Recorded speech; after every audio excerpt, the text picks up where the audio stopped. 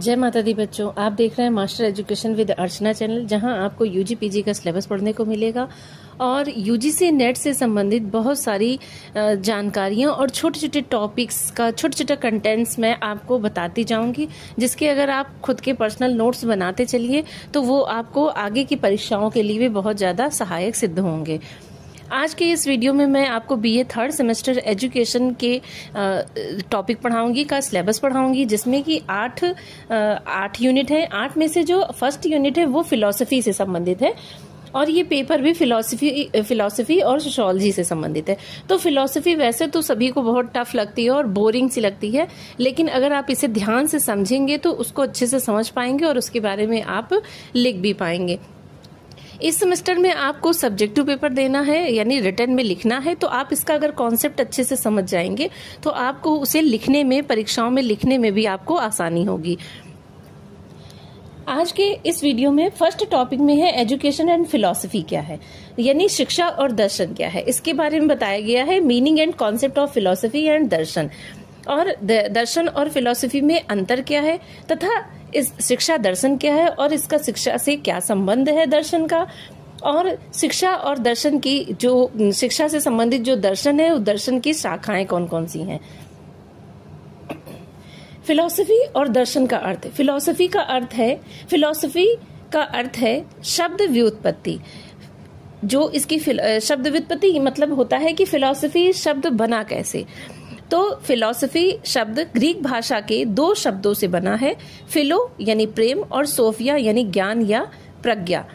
इसका शाब्दिक अर्थ है ज्ञान का प्रेम या बुद्धि के प्रति प्रेम।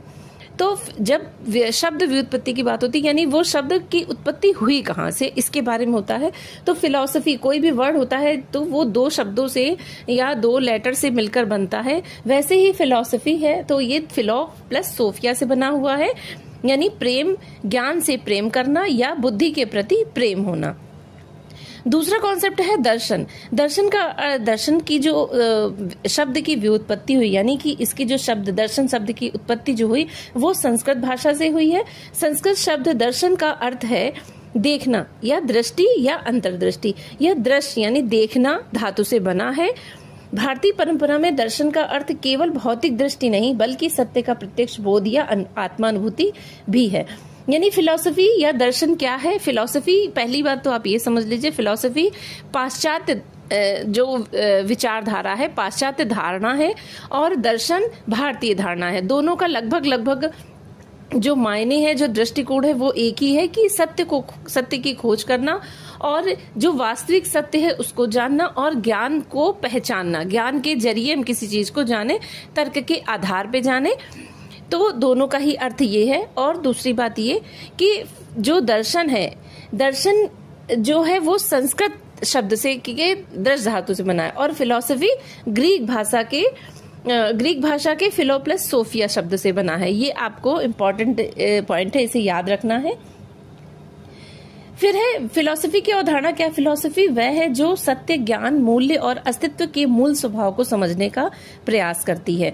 यह ऐसे प्रश्नों के उत्तर खोजती है जैसे वास्तविकता क्या है, यानी सच क्या है। तो यह जो वास्तविकता क्या है यह तत्व मीमांसा के अंतर्गत यानी मेटाफिजिक्स के अंतर्गत जाना जाता है।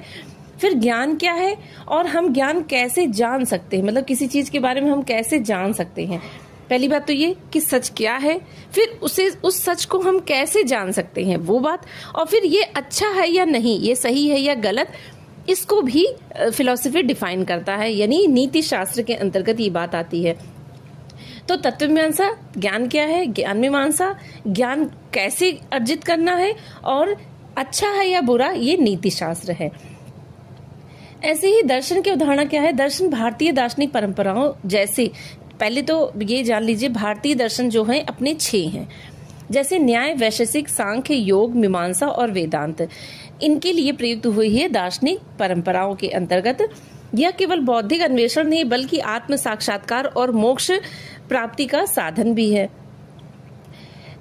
आत्म साक्षात्कार यानी हम अपने को जाने, खुद को जाने कि आत्मा क्या है, परमात्मा क्या है, ब्रह्मांड क्या है, सृष्टि क्या है। इसके बारे में जब हम इन चीजों को जानते हैं तो हमने कैसे जाना, इसको जाना तो और किस माध्यम से जाना, यानी ज्ञान का जो साधन है या स्रोत है उसके माध्यम से।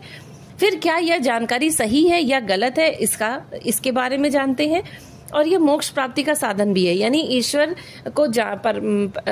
को परमात्मा को प्राप्त करने का साधन भी है।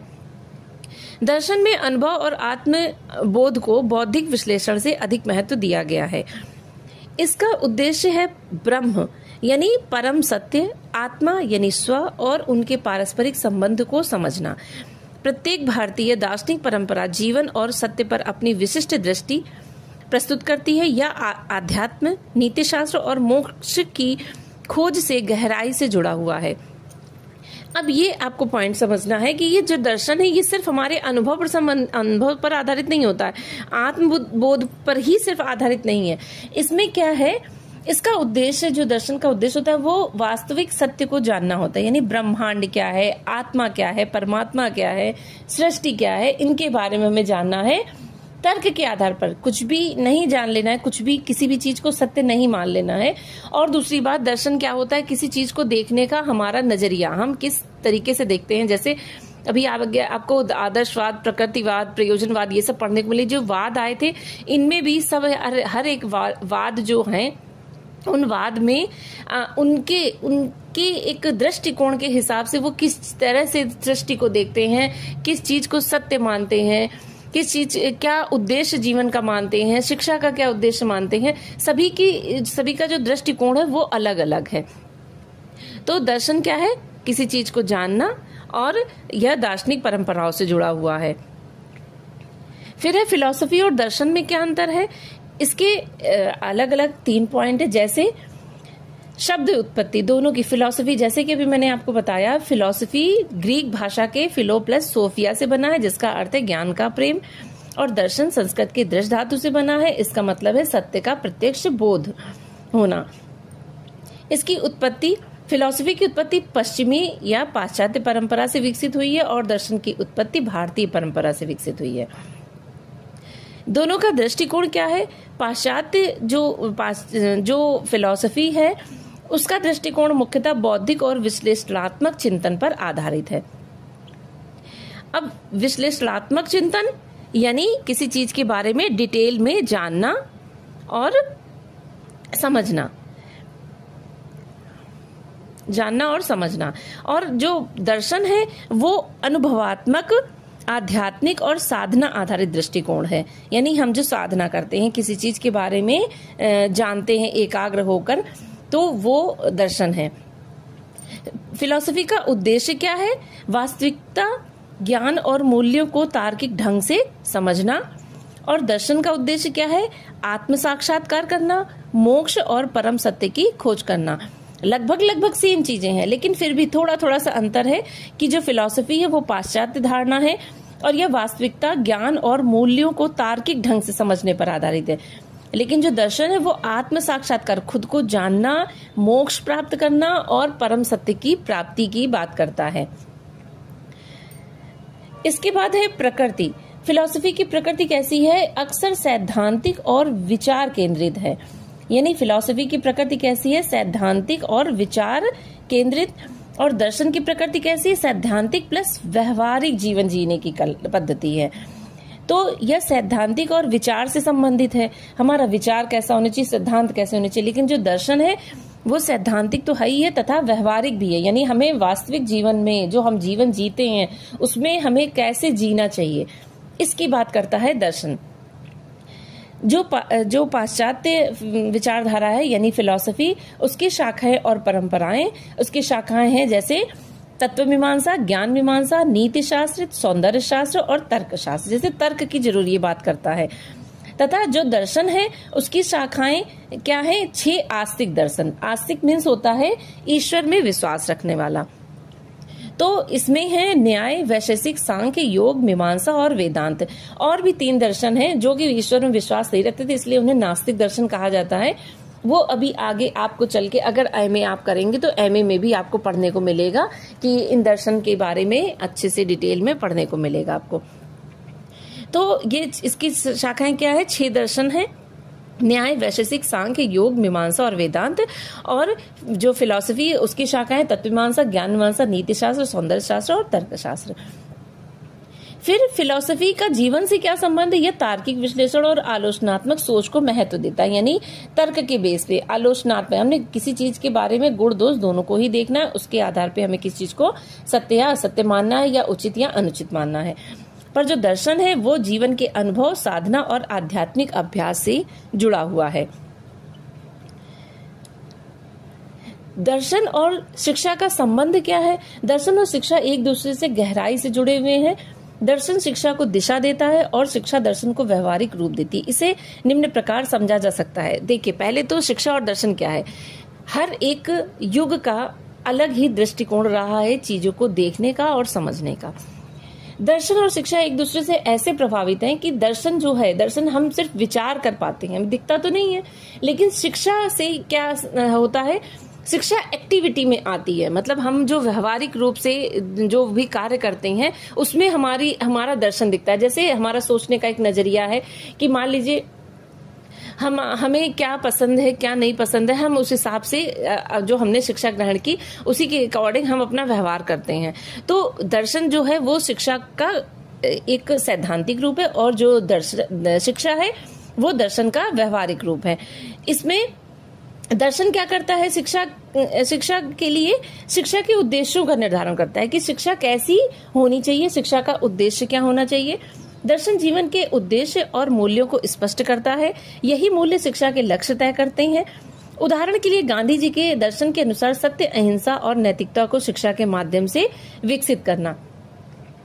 फिर दूसरा है पाठ्यक्रम। जो दर्शन होता है वो शिक्षा का पाठ्यक्रम का निर्माण भी करता है। विभिन्न दार्शनिक दृष्टिकोण जैसे यथार्थवाद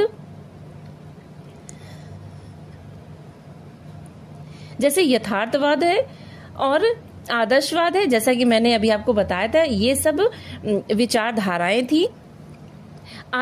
यथार्थवाद क्या है? यथार्थ जो सच है उसको जानने के लिए उसको ही जानना, यथार्थ को ही जानना महत्वपूर्ण मानता है। आदर्शवाद क्या है? ये आदर्श यानी आध्यात्म की ओर बढ़ने को कहता है, चरित्र निर्माण की बात करता है। फिर प्रगतिवाद है, तो इनका एक अलग ही कॉन्सेप्ट था, इनका एक अलग ही दृष्टिकोण था। ये प्रकृतिवाद की बात करते थे, प्रगतिवाद की बात करते थे। फिर यह तय करते हैं कि क्या पढ़ाया जाना चाहिए। तो दर्शन के आधार पर ही हम जो विषय होते हैं वो चेंज हो जाते हैं। जैसे कि प्रकृतिवाद में प्राकृतिक विषयों को शामिल किया गया था, आदर्शवाद में जो चरित्र निर्माण, नैतिक आदर्शों की बात की गई है, आध्यात्मिक विकास की बात की गई है, उनसे संबंधित विषयों को पढ़ाया जाता था। तो दर्शन क्या करता है? वो पाठ्यक्रम भी निश्चित करता है और पाठ्यक्रम का निर्माण भी करता है। आदर्शवाद में जैसे नैतिक एवं आध्यात्मिक शिक्षा पर जोर दिया जाता है। यथार्थवाद में विज्ञान और व्यवहारिक ज्ञान पर बल दिया जाता है। और फिर है दर्शन ही शिक्षा की शिक्षण विधियों को निर्धारित करता है, यानी दर्शन बताता है कि ज्ञान किस प्रकार प्राप्त होता है। प्रयोगवाद है अनुभव आधारित शिक्षण है। प्रयोगवाद क्या करता है? अनुभव आधारित शिक्षण पर बल देता है।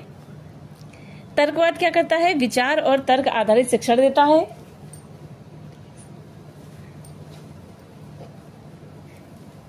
फिर है शिक्षक की भूमिका। दर्शन शिक्षा में शिक्षक की भूमिका भी निभाता है। दर्शन शिक्षक को केवल जानकारी देने वाला नहीं बल्कि मार्गदर्शक और प्रेरक के रूप में देखता है। भारतीय दर्शन में शिक्षक को गुरु माना गया है, जो ज्ञान के साथ साथ चरित्र निर्माण भी करता है। शिक्षा का अंतिम उद्देश्य निर्धारित करता है। कौन निर्धारित करता है? वो दर्शन ही निर्धारित करता है।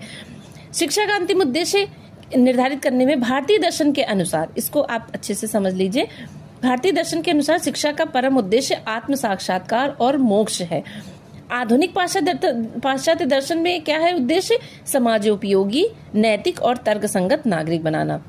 यानी भारतीय दर्शन पूरी तरह से क्या है? आत्म साक्षात्कार और मोक्ष प्राप्ति पर आधारित है, जबकि जो पाश्चात्य दर्शन है वो क्या करता है? वो समाज के लिए क्या चीज उपयोगी है हमें उसको जानना है और उसको व्यवहार में लाना है, नैतिक और तर्कसंगत नागरिक बनाने पर जोर देता है। तो ये है कि दर्शन शिक्षा को कैसे प्रभावित करता है। फिर निष्कर्ष रूप में आप कह सकते हैं कि जो दर्शन होता है वो सिद्धांत प्रदान करता है, यानी क्या और कैसे, मतलब क्या और क्यों सिखाना है हमें क्या सीखना है और क्यों सीखना है। शिक्षा क्या करता है, उन सिद्धांतों को व्यवहार में लाती है, कैसे और किस प्रकार सीखना है। मतलब हमें क्या और क्यों सीखना है तो दर्शन बताता है, लेकिन उसको कैसे सीखना है, किस प्रकार सिखाना है, कैसे सीखना और सिखाना है, वो शिक्षा ही निर्धारित करती है और शिक्षा उन सिद्धांतों को व्यवहार में लाती है। इसलिए कहा गया है शिक्षा दर्शन का व्यवहारिक रूप है और दर्शन शिक्षा का सैद्धांतिक रूप है। शिक्षा दर्शन की परिभाषा जॉन ड्यूई के अनुसार है, शिक्षा दर्शन शिक्षा के उद्देश्यों और विधियों के निर्धारण में दर्शन के सिद्धांतों का प्रयोग है। एडम्स के अनुसार शिक्षा दर्शन शिक्षा की समस्याओं को दार्शनिक दृष्टिकोण से समझने का प्रयास है। हर्बर्ट स्पेंसर ने कहा है, दर्शन का अध्ययन यह बताता है कि क्या शिक्षित किया जाना चाहिए और क्यों। तो शिक्षा दर्शन क्या है, या शिक्षा के उद्देश्य और विधियों में दर्शन के सिद्धांतों, मतलब जो दर्शन के सिद्धांत होते हैं उनको शिक्षा में, एजुकेशन में क्या करता है, इन्वॉल्व करता है और उसका प्रयोग करता है। कि दर्शन, हमने जैसे कोई चीज सोच तो ली, लेकिन अब अगर हम उसको व्यवहार में ला रहे हैं तो वो दोनों मिलके शिक्षा दर्शन हो गई। एडम्स ने भी यही कहा, शिक्षा की जो भी समस्या है वो दार्शनिक दृष्टिकोण से ही हल की जा सकती हैं। और हर्बर्ट स्पेंसर ने भी यही कहा है कि दर्शन का अध्ययन यह बताता है कि शिक्षित किया जाना चाहिए और क्यों शिक्षित किया जाना चाहिए। फिर है दर्शन की मुख्य शाखाएं। दर्शन की मुख्य शाखाएं, ब्रांचेस ऑफ फिलोसफी क्या है, तत्वमीमांसा यानी मेटाफिजिक्स, इसको इंग्लिश में मेटाफिजिक्स कहते हैं, यानी वास्तविकता क्या है, ब्रह्मांड क्या है, आत्मा और ईश्वर का अध्ययन क्या है। प्रश्न इसमें क्या बनता है, सत्य क्या है, ब्रह्मांड का स्वरूप क्या है। हम सत्य को जाने, ब्रह्मांड क्या, परमात्मा, आत्मा क्या है, इसके बारे में जो वास्तविक सत्य है उसकी खोज करना, वो तत्वमीमांसा के अंतर्गत आता है। ज्ञान मीमांसा, इसे अंग्रेजी में एपिस्टेमोलॉजी कहते हैं, यानी ज्ञान की प्रकृति कैसी है, स्रोत क्या है, सीमा का अध्ययन क्या है, यानी हम क्या और कैसे जानते हैं। फिर है नीति शास्त्र, यानी इथिक्स क्या है, अच्छा बुरा, यानी हमने जाना तो बहुत कुछ लेकिन उसमें क्या सही है क्या गलत है, उसकी पहचान नीति शास्त्र के अंतर्गत आती है, उसका अध्ययन। अच्छा बुरा, सही गलत और उचित अनुचित, नैतिक मूल्यों का अध्ययन। प्रश्न क्या बनता है, सही आचरण क्या है। और सौंदर्य शास्त्र क्या है, इसमें सौंदर्य कला और सृजनात्मक अभिव्यक्ति का अध्ययन किया जाता है। प्रश्न क्या बनता है, सुंदरता का मापदंड क्या है, यानी कौन सी चीज हमें, किस चीज को हमें सुंदर समझना चाहिए, सुंदरता का मापदंड क्या है। इसकी शाखाएं, इसकी चौथी शाखा है नीति शास्त्र, फिर है सौंदर्य शास्त्र और है तर्कशास्त्र। तर्कशास्त्र में क्या है कि लॉजिक की बात की जाती है, यानी सही तर्क किया जाए, सही तर्क, विचार विमर्श और निष्कर्ष निकालने की जो पद्धतियां होती हैं उनका अध्ययन किया जाता है। इसमें प्रश्न क्या बनता है, सही ढंग से सोचना और तर्क करना कैसे संभव है, इस बात की खोज की जाती है। फिर शिक्षा का दर्शन पर प्रभाव हमें देखना है। अभी तो हमने देखा था दर्शन का शिक्षा पर प्रभाव, कि दर्शन जो है वो शिक्षा के उद्देश्य निर्धारित करता है, पाठ्यक्रम निर्धारित करता है, शिक्षण विधियां बताता है और शिक्षक का स्थान निर्धारित करता है कि शिक्षक को क्या करना चाहिए। फिर है शिक्षा का दर्शन पर प्रभाव, शिक्षा क्या करती है दर्शन के लिए, तो यह दार्शनिक विचारों का प्रसार करती है, यानी शिक्षा दार्शनिक सिद्धांतों को समाज तक पहुंचाने का माध्यम है। जब शिक्षा ग्रहण की जाती है तो कैसे पता चलेगा कि हाँ कैसी शिक्षा ग्रहण करनी चाहिए, वो दार्शनिक सिद्धांत ही बताते हैं। तो दार्शनिक सिद्धांतों को समाज तक पहुंचाने का माध्यम शिक्षा है। गांधी जी के सत्य और अहिंसा के विचार शिक्षा के माध्यम से व्यापक रूप से फैले, क्योंकि गांधी जी का जो शिक्षा दर्शन जो गांधी जी का दर्शन था वो था सत्य अहिंसा। तो सत्य अहिंसा की बातें, उनके दर्शन को हम तक कैसे बताया गया, शिक्षा के माध्यम से ही। शिक्षा के माध्यम से जब हमने शिक्षा ग्रहण की तो ये बताया गया कि गांधी जी का ये दर्शन था और हमने उस चीज को अपनाया और जीवन को सही रास्ते पर ले गए। फिर शिक्षा क्या करती है, दार्शनिक सिद्धांतों की प्रयोगात्मक जांच भी करती है, यानी सही है या गलत है। शिक्षा दर्शन के विचारों को व्यवहार में लाकर उनकी उपयोगिता और सीमाओं को परखती है, यानी अगर हमने सच बोला, जैसे गांधी जी का शिक्षा दर्शन था सत्य और अहिंसा के विचार, सच बोला, हमने किसी से हिंसा नहीं की, हमने किसी से लड़ाई नहीं की, तो जब हम कुछ इस चीज को व्यवहार में लाए तो जीवन सुखमय हुआ। प्रयोगात्मक जांच की मतलब हम उस चीज को उन विचारों को व्यवहार में लाए तो हमने ये देखा कि उसकी क्या उपयोगिता है और उसकी क्या सीमाएं हैं। तो यह दार्शनिक सिद्धांतों की प्रयोगात्मक जांच करती है। जैसे प्रयोगवाद के विचार प्रोजेक्ट पद्धति और अनुभवात्मक शिक्षा में परखे जाते हैं। तो प्रयोगवाद के अंतर्गत क्या था, जैसे कि प्रोजेक्ट पद्धति यानी कि किसी चीज को करके सीखना, ये सारी चीजें प्रयोगात्मक जांच भी होती हैं। फिर है दर्शन के विकास में योगदान। दर्शन के विकास में योगदान शिक्षा देती है। शिक्षा के नए तरीकों, सामाजिक बदलावों और वैज्ञानिक प्रगति के कारण दर्शन को अपने सिद्धांतों में सुधार और विस्तार करना पड़ता है। उदाहरण के लिए है आधुनिक शिक्षा पद्धतियों में नैतिक और प्रगतिशील दर्शन को नई दिशा दी है। आधुनिक शिक्षा पद्धतियों ने क्या किया है, नैतिक शिक्षा और प्रगतिशील दर्शन को नई दिशा दी। तो दर्शन के विकास में शिक्षा योगदान देती है। और फिर है समाज और संस्कृति में परिवर्तन। शिक्षा क्या करती है, समाज और संस्कृति में परिवर्तन लाए। हर युग के जो विचारधाराएं थी उनमें जो परिवर्तन, उनकी संस्कृति में परिवर्तन, वो शिक्षा के द्वारा ही होता है। उनकी जो सोच है वो तो सिर्फ विचार है ना, दर्शन क्या है, एक विचार है, लेकिन शिक्षा क्या है, उसको व्यवहारिक रूप में लाने की प्रक्रिया है। तो क्या करती है शिक्षा, समाज और संस्कृति में परिवर्तन करती है। जब शिक्षा समाज के मूल्यों को बदलती है, तो दर्शन को भी नए सांस्कृतिक और नैतिक प्रश्नों पर विचार करना होता है। जैसे महिला शिक्षा और समानता ने नारीवाद जैसे दार्शनिक आंदोलनों को बल दिया। नारीवाद एक वाद था, यानी एक दार्शनिक विचारधारा थी। इसको बढ़ावा किसने दिया, इसको आंदोलन रूप में कैसे बढ़ावा मिला, वो शिक्षा के द्वारा ही मिला। क्योंकि समाज में महिला शिक्षा को बढ़ावा देने के लिए शिक्षा को ही आगे किया गया और समानता लाने के लिए शिक्षा ने महत्वपूर्ण रोल निभाया। फिर है दर्शन को व्यवहारिक रूप देना। शिक्षा ही, जैसा कि मैंने अभी बताया, दर्शन क्या है, शिक्षा का सैद्धांतिक रूप है और शिक्षा दर्शन का व्यवहारिक रूप है। तो शिक्षा दर्शन को व्यवहारिक रूप देती है, विचारों को व्यवहारिक रूप में परिलक्षित करती है। दर्शन केवल विचार न रहकर जीवन जीने की कला बनता है जब शिक्षा उसके सिद्धांतों को व्यवहार में लाती है। दर्शन निष्कर्ष रूप में क्या निकलता है कि दर्शन शिक्षा को व्यवहारिक रूप में उतारती है और दर्शन को समय, समाज और संस्कृति के अनुसार विकसित होने की प्रेरणा देती है। तो शिक्षा और दर्शन का इस प्रकार संबंध है।